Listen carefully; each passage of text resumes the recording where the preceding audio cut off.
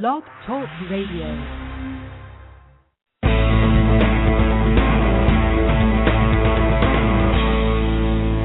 Welcome to Sex, Lies, and Consciousness with your luscious hostess, May Vu, broadcasting live every Monday at 12 noon Pacific Time. Hello, everyone. This is May, and happy Friday. Well, I'm doing another show out of sequence, but that's all right.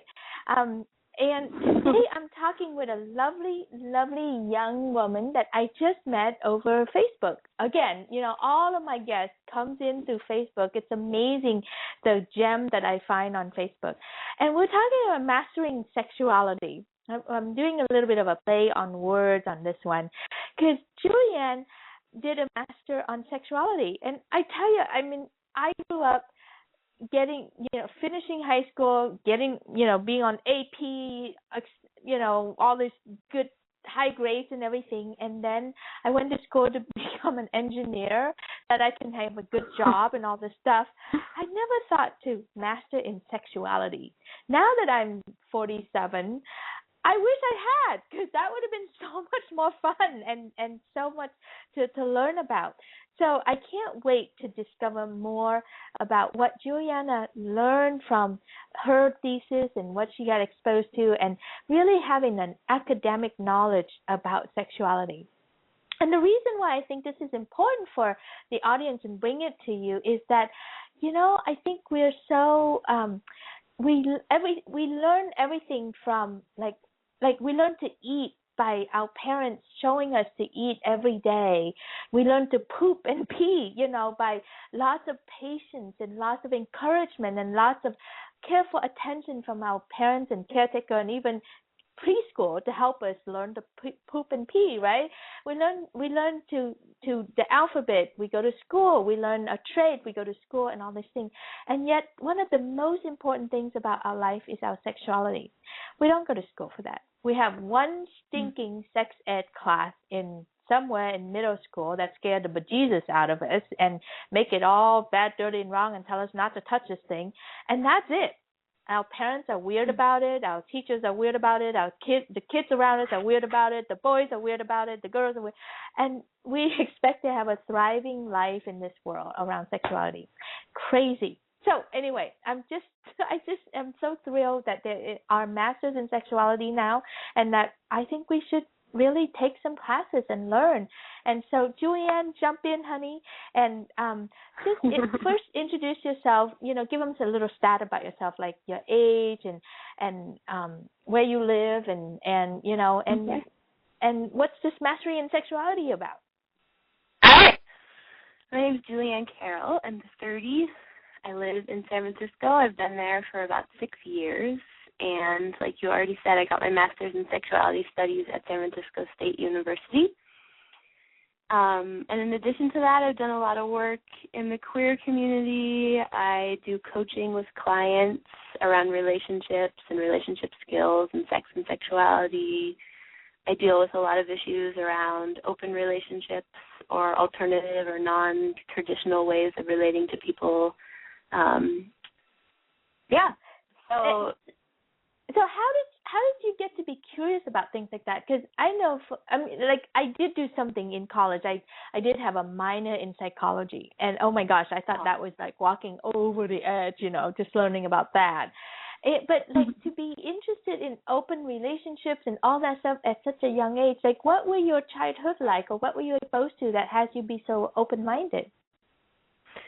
I think a lot of what happened for me was I started to realize I was queer in high school, and I grew up in Boston, and in some ways Boston is really conservative. So I felt from a really young age that the way my sexuality was didn't really belong, and that I was really different from people around me, and I had to keep it a secret. So I think that's what really started a really large curiosity around sex, sexuality, why being different sexually or having a different sexual orientation is so threatening to people. What is it about us that is scared of people that are different in that way? So I think the exploration started pretty young, like as an early So you had adolescent. an advantage over me. I mean, I really actually do. I see it as an advantage. I see like being queer and figuring it out fairly young as something that really jump-started my self-development and like self-exploration in a way that my straight counterparts often don't get to do until they're older. So. Yeah, this is so interesting. I never thought of it that way before, but yeah, because I was born, Catholic in Vietnam and, very traditional cultural, traditional relationship. And so I was so into that is the right way to do things. I never had to explore or never even thought that I should explore. And translating that to what is happening in our society, it's true, isn't it? I mean, like when we're born, quote unquote, normal, please forgive that word, like we think that is the box and everyone should fit that box and that's all we know. But having born on the fringe, on the edge, like where, with sexuality, where you were born, that's so cool because it's like, it made it real. It made us like, no, we really need to look at this. We need to study this. Yeah, and I feel like that happens to a lot of queer people. I do feel like in queer communities in general, there is you're already outside the norm. You're already sort of going against what larger culture expects of you. So there's a lot more freedom to explore sexuality. There's a lot more openness for women to be sexual in queer spaces versus I think what happens a lot in straight culture. So I just feel like there's a lot of space for exploration, and I think that was sort of the beginning for me. Obviously, not every queer person becomes a sex educator or goes to school for sexuality, but I think that sort of planted the seed. Like why is it different? Let's go there for a second. You don't have to generalize, and you don't have to like speak for everyone. Just your own experience. Like when you got to be I love that you said you were encouraged to explore around your sexuality. How were you encouraged? Because let me tell you, this is how I was encouraged. May, half the men in the world are rapists and the other half are drunk. So you should stay home and you should never touch anything. And if you touch a penis and you put, your hand to your eyes, you'll go blind. That's pretty much what my encouragement was. So I didn't have sex until I was 21, and I only had one sex partner until I was 39. So that's pretty much how I was raised. How were you encouraged around your sexuality?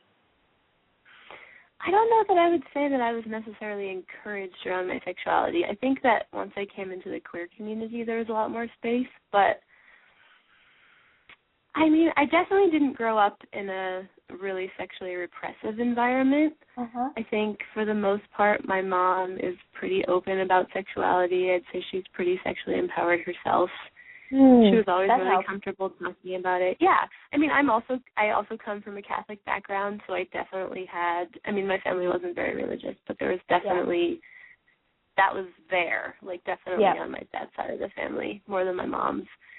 So I wasn't free from like the religious pressures or the shame and the guilt. That was all still there for me. Like I think that's a lot of what I was dealing with when I was coming to terms with my own sexuality and coming out of the closet and all of that.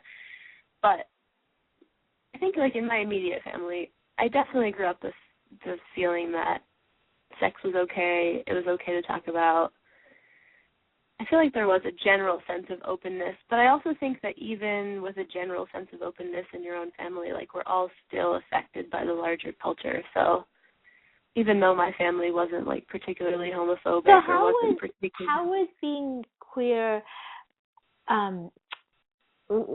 encourage you to explore more? How, like you like in general, I think that because for me personally and other queer people, I think being queer, you're already outside the box. You have to examine your sexuality. You have to, a lot of people go through a process of figuring out that they're different than other people or figuring out that they're different than other people expect them to be and having to really get clear on what that means.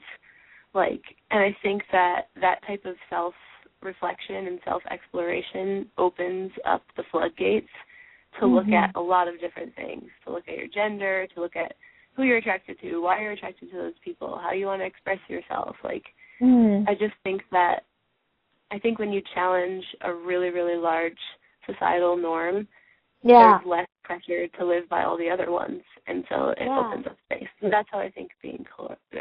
I think that's such a great question. Like, I don't think we ask that question to ourselves often enough. Like, who are you attracted to, and why are you attracted to that person? But I mean, for me, the party line was, you should be attracted to the cutest boy, and someone who has the potential, show some potential that he's going to be a great husband and he's going to be a great provider. Right. But that has nothing to do with sex. Yeah, I mean, I think the reasons why we're attracted to other people are really complex, and gender is just one of them, but it's certainly, like, one that we get the most hardcore messaging around, Like, women have to be attracted to men and men have to be attracted to women. That's just a really intense pressure in our culture. Yep. Okay, so fast forward. So then you went to school and you took this degree, and you had a shift in degree. First, you studied polyamory relationship, and then you shifted to societal sexism, stigma against sex worker.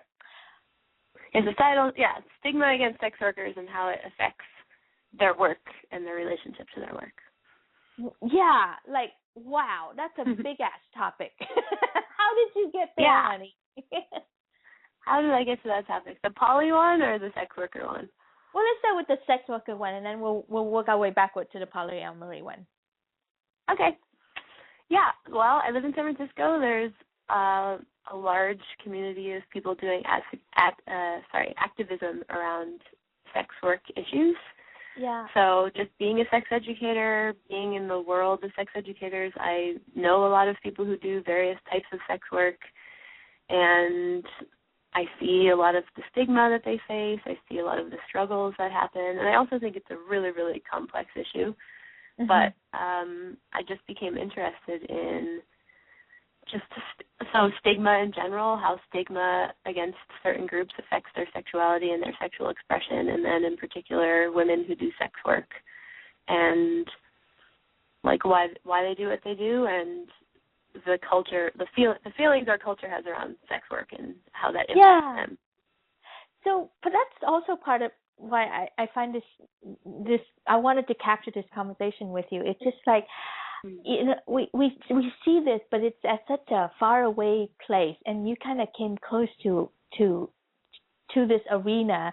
So I wanted to like slow down and just like go into it a bit. Like what are, I know I'm asking an obvious question, but I think it deserves to be teased out. It's like, what are the complexity about being a sex worker that you see? What are the complexities that I see? Yeah, you said that you said being a sex worker is a very complex issue. So it's just like, what are they? It's because I hate the fact that we hold it as sex workers just mean you're a woman and somehow you end up on the street and you're trying to get men to pay for sex. We just stop thinking beyond that. Yeah, well, it's definitely not only women who are sex workers, so that's the there first you go. thing.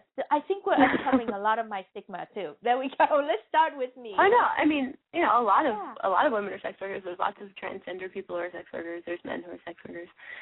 The complexities. Right. Well, I think that first of all, I think a lot of people do sex work because of economic reasons. I mean, I feel like that's the most obvious one. I feel like it's really tied into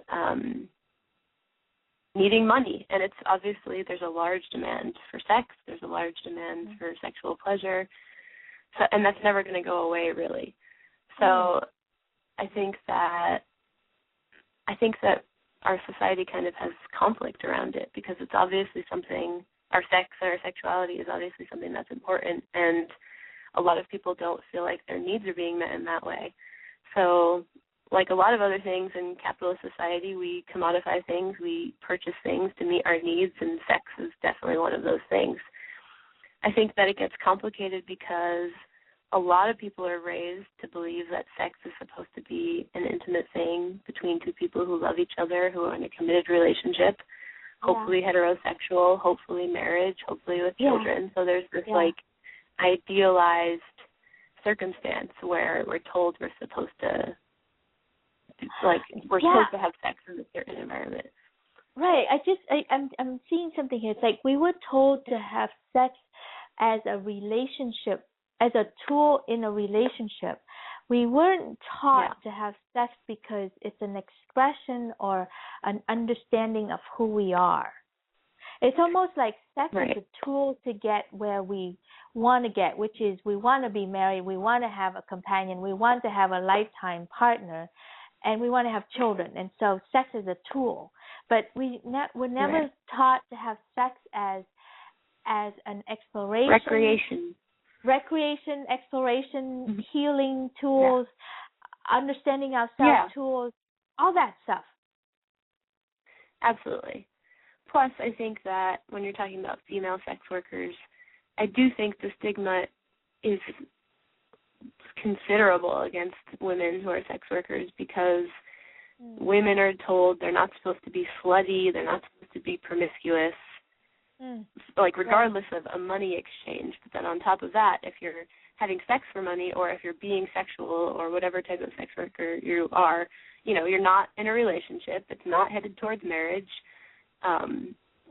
There may or may not be any level of intimacy there. But so I think it really challenges a lot of the assumptions we have about women and how women are supposed to be sexually and the purpose of sex. So I think there's a lot of complexity around it. And a lot of confusion. And so because we only see women should be a certain way around sex, when we see other women doing other things with sex and having different ranges with it, it seems right and wrong. It seems like, oh, that's wrong. Yeah, I think there's a lot of slut shaming, and there's a big stigma against being a whore or being promiscuous or being perceived as being promiscuous. Right.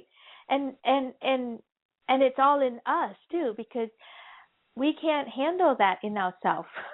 It's like we don't like our desire, we don't like our expression, we don't like it when we get horny over a certain thing that doesn't make sense to our mind. Yeah, I mean, I do think there's a certain level of fear of our own desire that happens with sex a lot. Yeah. And I think that, again, going back to the queer thing, I think that comes up for people, and that came up for me, when I realized that I was attracted to women, I was terrified because I felt like it meant something was wrong with me. So I think that there's all sorts of things our society says are wrong sexually, and we're supposed to stay within the box of the right way to be sexual and the right way to express ourselves sexually. But when we have desires that are outside of that, I think people are scared of them. And I think that we're scared of them in ourselves, and we're scared of other people's desires, and we're scared of what could happen if we follow those desires.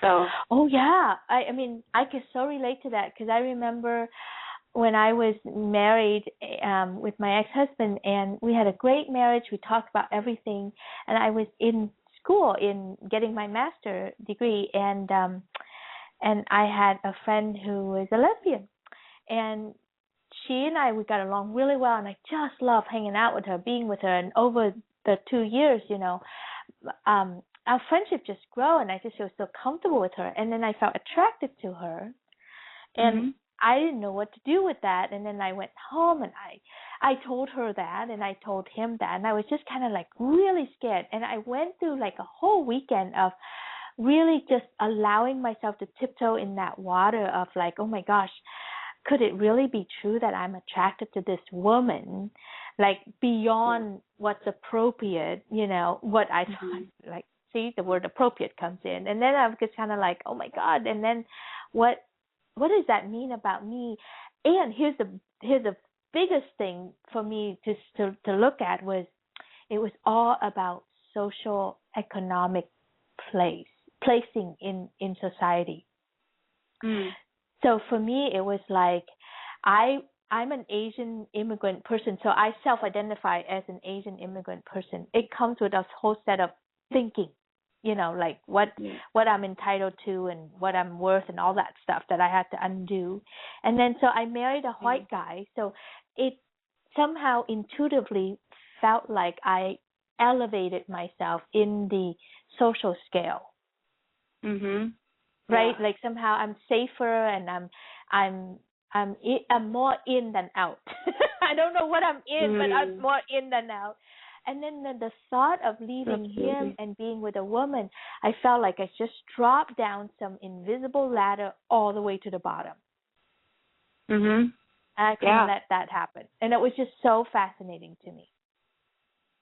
I mean, that's real. I mean, that's like privilege and how privilege plays out. And I think that that's a huge part of why people are afraid. I think that there's real benefits to following what people tell you you're supposed to do. And there's tangible privilege to being in heterosexual relationships.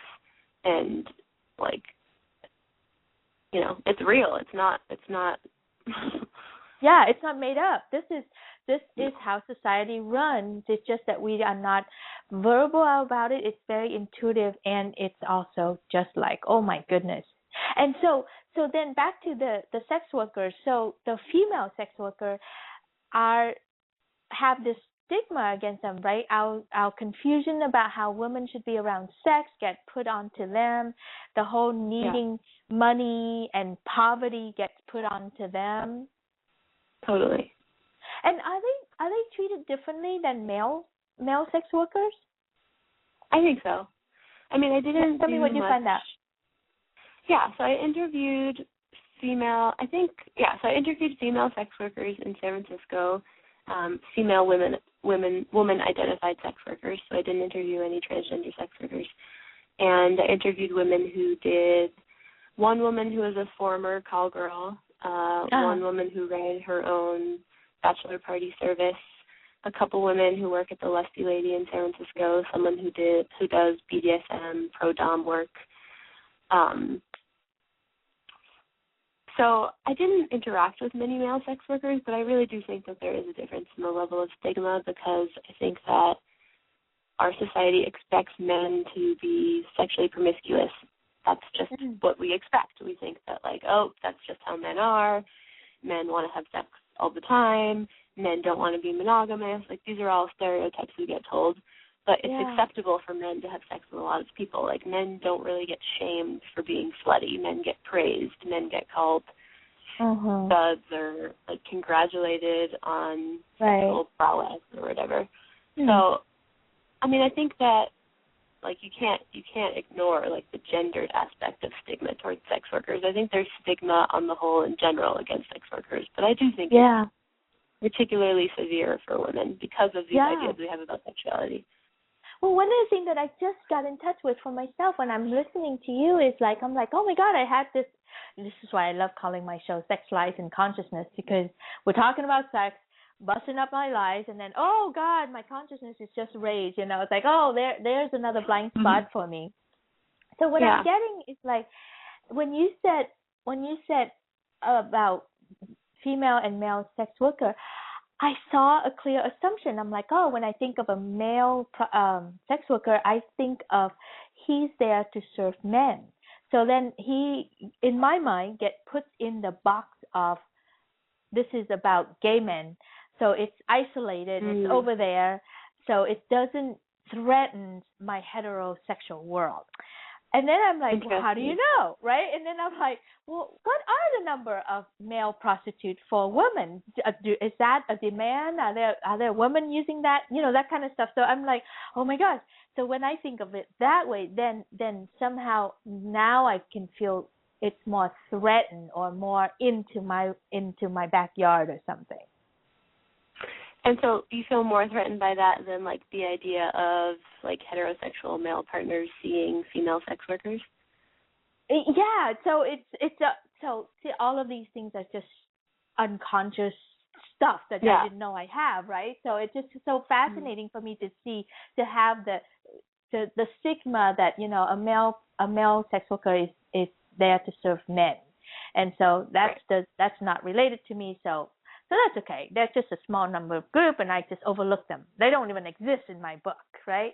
But then when I try to, like, think about, oh God, male sex workers, oh my gosh, they do exist. Do they? You know, now I'm all confused, and I'm just kind of like, well, how many are there? How are they treated? You know, so it's like for the first time, I'm seeing a group of people that I never saw before. Cool. Yeah, anyway. So, I mean, I do think that I'm sure it exists. I do think the demand is considerably less for women paying for male sex workers. Yeah. I think that that's actually, accurate, that like a lot of men doing sex work are doing sex work for other men. I think that men make up the vast majority of people who pay for sex or pay for sexual services. Huh, that's interesting too. Us women were so busy repressing, suppressing, and closing our legs. And the men are like, okay, you know what? There's this energy, inside me. It's got to come out, and it's really good, And if I can't have it at home with you, then I'm gonna have it, at a sex parlor or somewhere that would condone and support me around that. Yeah, maybe. I think there's lots of reasons why that happens. Yeah, and I think one of them is that. Go ahead. Sorry. No, go ahead. I was going to take a completely different direction, so finish your thought. Well, men also have more expendable income. I think that it has to do, on the whole, I think it has to do with sexuality. I think it has to do with how men and women are trained around their sexuality, what's allowed, what's not allowed. I also think it's economic. And I do think, for whatever reason, it's, I think, largely culture and training, but I do think that, a lot of women tend to want to experience sex and sexual relationships in the context of some relationship. Right, because we're so trained to see sex and relationship as one thing. Right. Yeah. Yeah, and that's not necessarily bad. That's a great choice for some people. It's just that, other people want to make other choices, and that's okay too. That's right. So what else did you learn from that thesis about, the stigma, societal stigma? What are some things that we should know that we didn't know that actually do impact us? Let's see. What are some things that people should know? Well, my documentary is actually available on the internet. It's called Sex Workers, Your Voice Counts. So that's what I actually did. I made a documentary. It was a short film, and it went to a bunch of different festivals around the United States. But a lot of what people talked about was the response by their communities, their family and friends. A lot of people feel like they have to keep it secret. A lot of people feel like if they were to tell people around them, then they would be shunned or they would be judged. Or another thing that sometimes happens is the women talked about being over-sexualized. So, people assuming or men assuming that if you do sex work, if you're a stripper, if you do BDSM work, then you're extremely sexually available to all men at any time, and you're interested in being sexualized all the time. Right. And so that's an interesting phenomenon that I think happens a lot. And right. Somehow we made that assumption that just because you do sex work, then right. Yes, because our mind is so immature around this whole thing. So we just make some crazy assumptions. I can feel that assumption in my head too. I'm just like, oh yeah, I do have that assumption. It's like you just assume that they just can be available for sex 24/7 kind of thing. Right. And I think that people assume that about slutty women or promiscuous women. I think people assume that if you have sex with a lot of people, then you're easy and you must just want to have sex with anybody and you have no standards and all that stuff. And I don't think that's true at all. Right. But I think people make those That's assumptions. just part of our crazy shadow that we project out there. Our unchecked mind. Yeah. Yeah, or that if you are easy or if you do have sex with a lot of people, that somehow cheapens it. That, you're not worth as much as a woman if you're, giving it away to everybody. I think that a lot of people think that. Okay, so this is something that's useful. Somehow, how did it get tied to if I like sex and have lots of sex and enjoy sex with men, that means somehow my worth has gone down. That is so fucking crazy. Yeah. And yet we recycle this thoughts all the time and we don't check this thing. How did that get smooshed together? I know in the old days, you own women, and so you got to keep them flawless and pretty and all this stuff, and that's how it got. But we're here now, and yet we still cling on to that. Yeah, big time. I don't know, I think it goes back to our ideas about womanhood and what it means to be like a good girl. And it's like good girls are nice and kind and take care of people's feelings, and good girls, are sexually available to their husbands or to their steady, committed male partners. But we also get a lot of mixed messaging, like the Madonna whore dichotomy, like you're supposed to be sexy and good in bed and sexually available and sexually adventurous, but not too much, because if you're too slutty, then nobody will want you. So it's like you kind of can't win. Yeah. And I think that a lot of it is just about, like, sexuality is powerful, and women's sexuality is really powerful, and it's a powerful thing when women or a group of women are really in touch and unapologetic about their sexuality. I'm going to take a quick little break, and when we come back, I want to talk about the interviews that you had where women talk about the power of being a sex worker. Because I think there's a stigma that being a sex worker is all about victimized and being a victim and blah, blah, blah, blah, blah, blah, right? And there is so much power in here that rarely gets talked about, too. Yeah. Okay? All right, hang on. Okay, great. Is your marriage or relationship in crisis? Where one partner wants to expand into their sex and bring scary changes to the relationship, while the other partner is dug in, protective, and saying, "No way in hell is this going to happen." May knows this place well, and she can help both sides. She is truly amazing. Learn more about her specialty, crisis coaching for couples and individuals, at sexliesandconsciousness.com. Okay, we're back. And just to tie it in with that little commercial, I do offer one complimentary session per week, per show. So when you're listening to this show, and if something stirred up for you, or if the commercial stirred up for you and you'd like to get some time with me, I offer a complimentary hour so that we can discover what is going on for you around these issues, whether it's work, life, career, but especially around relationship and sexuality. I'm really good at that, and it's going to change your life. So go to my website and just book a time with me. Okay, we're back with Julianne. Julianne, let's talk about that. What is so powerful about being a sex worker that is so misunderstood, that we don't even know about? Well, a lot of the women talked about how healing their work felt, and how they could sense that they were really impacting the people that they interacted with. So one woman, Abby, talked about, she runs the bachelor party service and has a whole ton of women who do bachelor parties and strips around the West Coast. She talked a lot about how with some of the clients that she's worked with, sometimes people are just looking for intimacy, they're just looking for touch, they just want to be held, they just want to feel connected to other people.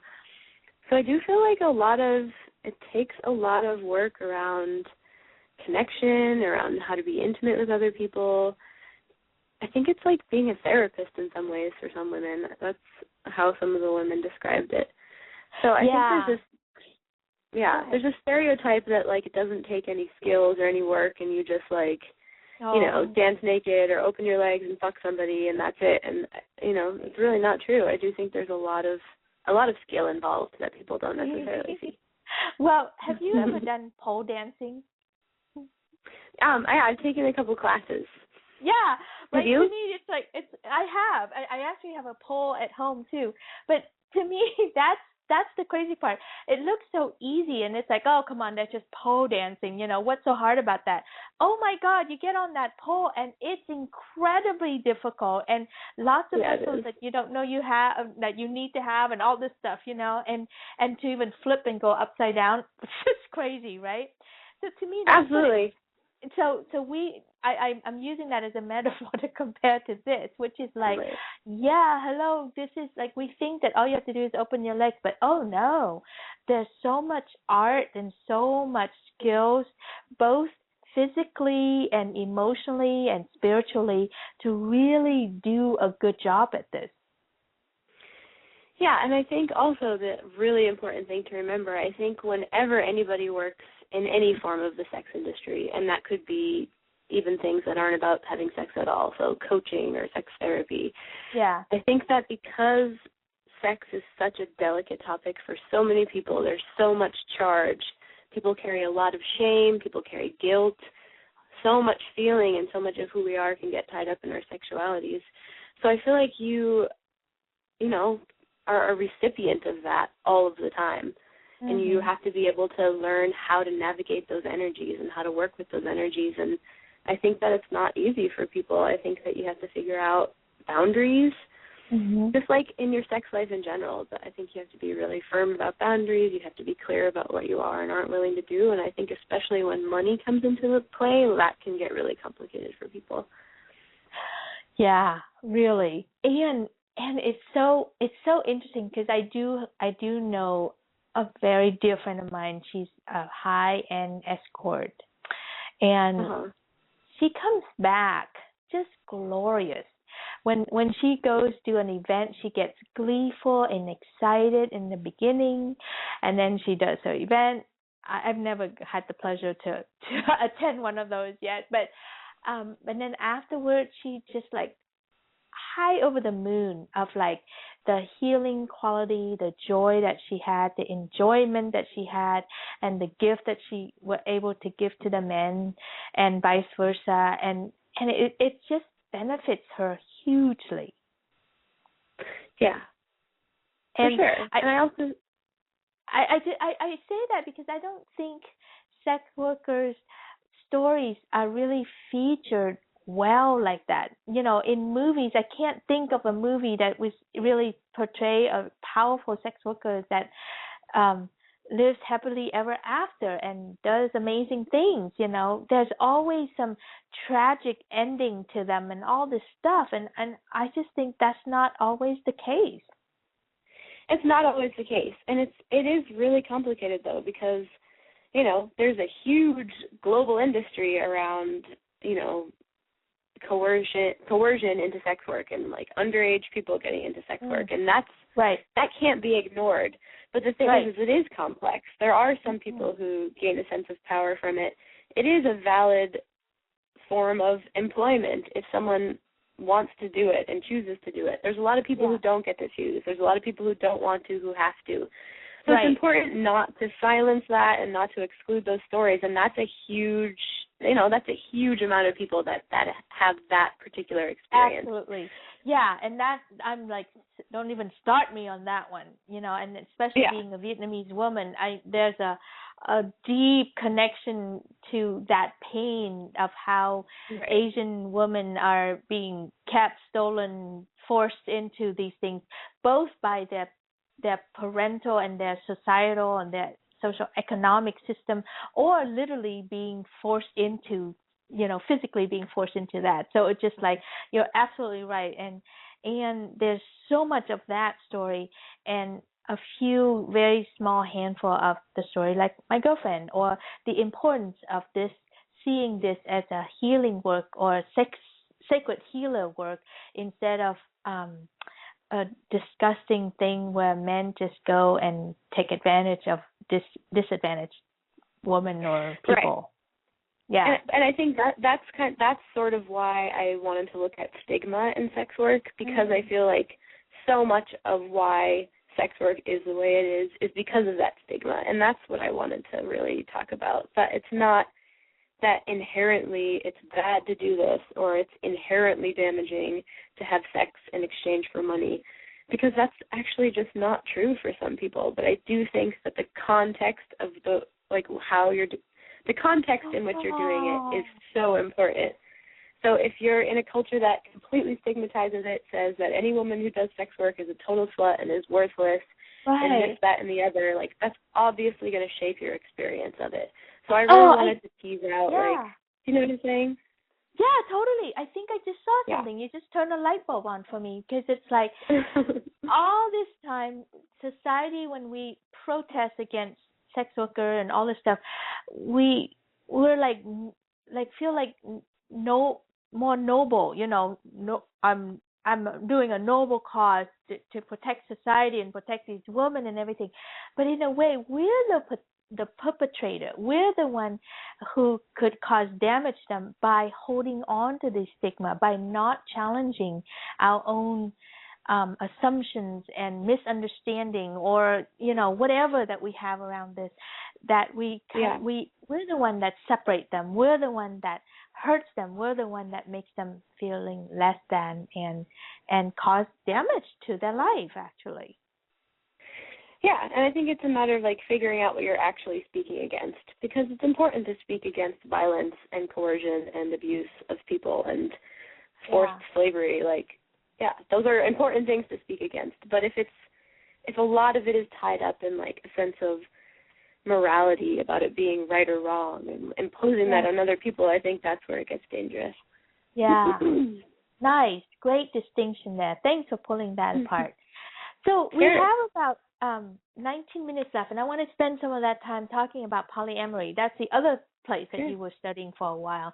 So tell us a bit about polyamory, and I'll tell you afterward. I'll tell you why this is so important that I want to talk about that too. So, what do you know about polyamory, and what do you want to share with us? Let's see. It's such a huge topic, but basically polyamory is, having more than one loving relationship with somebody. So it can look so many different ways, and there's so many books written about polyamory throughout the years, but some people have one partner, and it's more like partner non-monogamy, where you have one main person and you maybe have more casual relationships outside of that. Some people are committed to a full-on polyamorous lifestyle, which likely means multiple long-term love partnerships or multiple deep committed partnerships. Some people do it in a hierarchical fashion. They have a primary relationship and secondaries and tertiaries. Some people don't believe in the hierarchical model. So, essentially it just means loving more than one person and being open to loving more than one person. Yeah, and being in relationship with more than one person. Yeah, being in relationship in some fashion with more than one person. Right. I think it can look so different for different people. Yeah. And so the reason why I want to spend some time on this one is that I just this week I was talking to Dr. Robert Dunlap, who's going to do a show with me more on this topic. Is that he and his and Dr. Patty has founded this Sex Coach University, so Sex Coach U, and so they're training coaches to become sex coach. And he said that his business is expanding in the most surprising countries. And I said, well, where? He said, well, it's expanding in China and Poland, among many other countries, but China and Poland the most. And what these two countries are most interested in is to learn about polyamory. Interesting. Did you know that? No, I didn't know that. China and Poland. Interesting. I know. And especially China. I'm like, okay, what's up with that, right? So, so he said for Poland, there is a pocket full of people who really truly believe that learning to love more than one person is the answer, the key to bringing world peace. Wow. And if you really think about it, I could see so much truth to that. Like when we just love one person in a monogamous structure, as much generosity and love it goes in there, there's still a sense of protection and seeing us against the world. You and me, and the rest is a threat to the you and me here. But when you there's also a sense of ownership. I think that's a big part of it. Totally right. And speaking of that ownership things, I also was reading the book Sex at Dawn. Yeah, DAWN, and I love that whole teaching that they're saying. They tease out, like, in the last 10,000 years, since we shift from hunter and gathering to farming culture, that's where the whole concept of ownership comes in, and properties and separation came in. Before that, we had to live in clans and in groups and in communities, and we survive as a community, so we had to learn to share. I thought that was so profound to me, you know, that that's what happened to us as a structural society, and so that's how come we start to we own wives and own children so that we can protect ourselves and grow old and be safe and all that stuff. Fascinating. Absolutely. Yeah, so back to Poland, you know, and so for them to see that when we learn to share and expand and be much more generous and trusting in our capacity to love and love more than one person, that's the key to world peace. I just think that is super cool. It is super cool. There's also a woman named Wendy O'Maddock. She wrote a book called Redefining Our Relationships. And her philosophy is really similar. She has a philosophy of radical love, and she does radical love workshops all over the Bay Area. And she doesn't really even use the word polyamory, but talks a lot about how radical love is the freedom to love who you want, when you want, as long as integrity and honesty are a core part of. Absolutely. Yeah. Yeah. Yeah. And yeah. I mean, go ahead.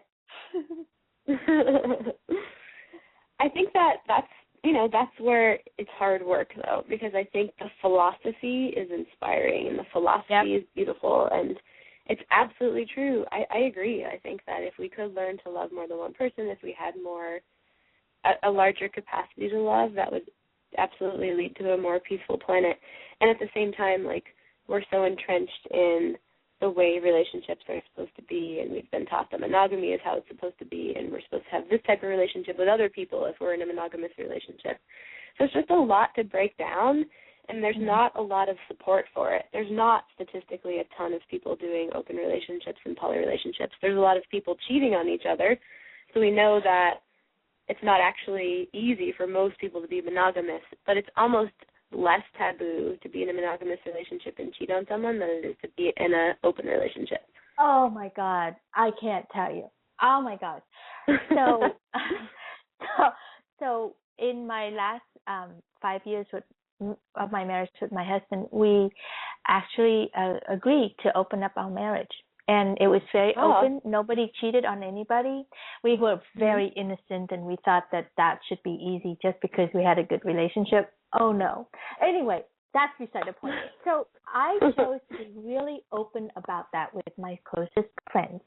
So my one close friend, I told her publicly, this is what's happening between me and my ex-husband, and we decided to open our marriage up, and I'm having, lovers that come in and all this stuff. So she sat with it for like 3 months or so, and at first, she sounded really excited about it, and then she was just like, one day she just blew up at me, and she goes, I don't get it. I don't get you and your husband, you guys I think there's some psychological disorder in you or something. Like, how could you possibly be open about these things and be honest about this? I can understand it if you're having an affair, and I can support you with that. But you being open about this and talking freely about this, I just can't support you around that. OMG, right? I was just so floored. I was like, wow, that's where things are with people around this thing. It's acceptable to have an affair, and people can understand it. And in fact, nowadays there are like these services that encourage, that is growing leaps and bounds around the world, that encourage affairs. Like you can go to this place and they'll hook up affairs for you. And I'm just like, blast! It's just amazing to me that is what's happening. Yeah, because having affairs and cheating behind people's backs, it's still maintaining the social order and like the social norm. The social order that we're maintaining. Yeah, you're still like, even if you're not doing it in practice, you're not actually supporting monogamy in your, like, the way you're living your life. I think that, I think people are really connected to the idea of it and the facade of it and the performance of monogamy, and I don't know. I think it's a really hard thing for people to loosen their grip on. And it's also, and I say that with understanding also. Huh? Yeah, yeah.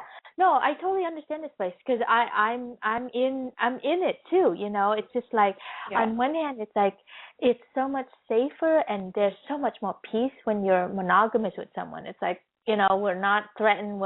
We don't have to have a conversation every day about, okay, who are you going to do with today, and when are you coming home, and how's that impacting me? What mood am I in, and do I feel safe with this person or not, and are you going to leave me now? You know, because somehow there seems to be like some guarantee that you're not going to leave me.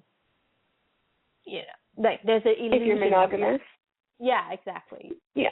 I mean, it is. It's an illusion. Yeah. It is. Well, yeah, and they can argue so fairly that, you know, well, yeah, because you're going to go and kiss that guy and you're going to do that with him. So how would I know that that's not going to taste and feel better than what we have here? And then you're going to want more of that than here, right? So there's this whole mentality of comparing and protection and ownership that, you know, that we talked about. So I can see the quote-unquote illusion of peacefulness in monogamous. I mean, it's an illusion and it's not. I do feel like it's a lot of work to be in open relationships. I do feel like you have to process a lot. Again, like we've been raised to think that relationships are supposed to be a certain way. So it can take a lot of emotional work, and not everybody has the energy or desire to do that, and I think that's totally fine. Yep. And I think it's an illusion in that, of course, anyone at any time could leave you, whether they leave you for somebody else, whether they walk out the door and get hit by a bus. Like, we don't actually have control over that. You know, I do think that sometimes, I mean, when you're introducing new people and more people, there is a chance that someone could connect with that person, but there's always the chance. So, that's right. I don't know. Yeah. No, yeah. And it also takes a lot of work to be in a monogamous relationship. I mean, like to find this person anew every day, to find the passion, to find the joy and the love, to keep choosing that instead of choosing all the other stuff that we could choose is also a whole lot of work, and there's no illusion there. Yeah, and it's harder for some people than others to be monogamous. Right. Like, I think some people are not naturally, some people should not be monogamous, and some people it really works for them. So I think it's really an individual choice, too. Totally. Anyway, we have just had such a lovely conversation. I knew we would go to town with both of these subjects, so thank you so much for being here. Before we go, will you please tell them what, how they can find you, what you do, a little bit more specific on, like, you know, why would someone come to you? Okay.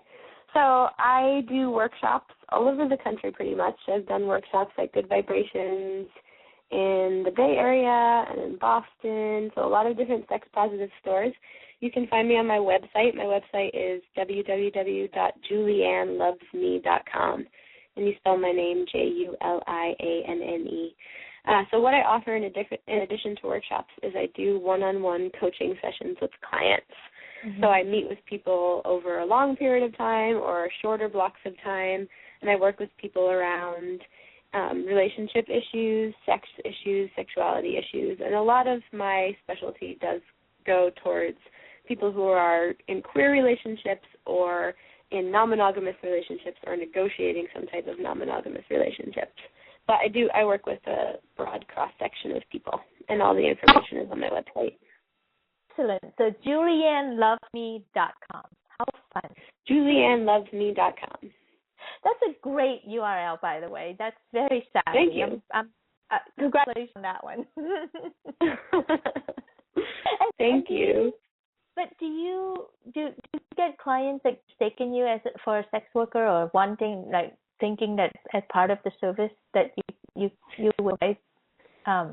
Yeah, there are definitely people who do that. There's people who I think mistake, and then there's always, there's people who call you up and are looking for something else. But you just make clear what you're actually available for, and you're done with the conversation. I could see how they would do that. I mean, I love that name, and when I said I love that name, I started to think, oh wait, would people start to mistake to think that, ooh, Julianne loves me, ha ha ha, let's see how much love, yeah, kind of thing. Oh my gosh.